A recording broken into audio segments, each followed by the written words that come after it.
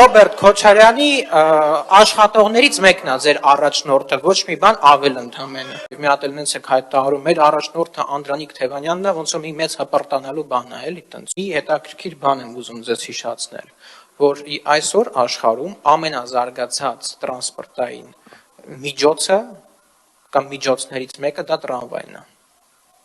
Ինչ եմ սրա մասին խոսում,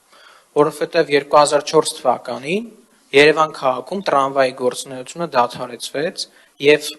ռելսերի հայտնի այդ վաճառքների գործարքները բոլորիս շատ ենք լսել։ Եվ 2004 թվականին Հայաստանի Հանրապետության նախագահի պաշտոնը զբաղեցնում էր կամ զավթել էր ձեր կողմից շատ սիրելի Ռոբերտ Քոչարյանը, որին որ դուք չեք ուզում ընդունեք, որ նա ձեր առաջնորդը է, մի հատ էլ նենց եք հայտարարում, մեր առաջնորդը Անդրանիկ Թևանյանն է, ոնց որ մի մեծ հպարտանալու բան է, էլի տենց։ Մեր առաջնորդն է, հետո ինչ։ Այսինքն Ռոբերտ Քոչարյանի աշխատողներից մեկն է ձեր առաջնորդը, ոչ մի բան ավել ընդամենը։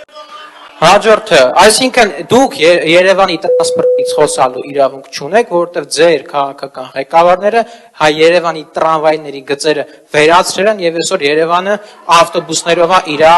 հիմնական տրանսպորտային համակարգն օգտագործում եւ այն ինչ որ մենք կարել ենք Երևանի տրանսպորտի համար, դուք առհասարակ իրավունք չունեք խոսելու։ Դուք գիտեք ինչ եք նման, որպես ընդդիմություն կան, չէ՞, ամուսնական զույգեր, որ տարբեր երկրներում բաժանվում են, որ պետությունից նպաստներ ստանան, որ չիմանան, որ իրանք իրար հետ են։ Դուք էլ հիմա որպես ընդդիմություն այդպես բաժանվել եք, որ մարդկանցից ձայներ եք ուզում ստանալ, որ չիմանան դուք իրար հետ եք։ Հետո ձայները ստանում եք, ասում եք՝ «Վայ,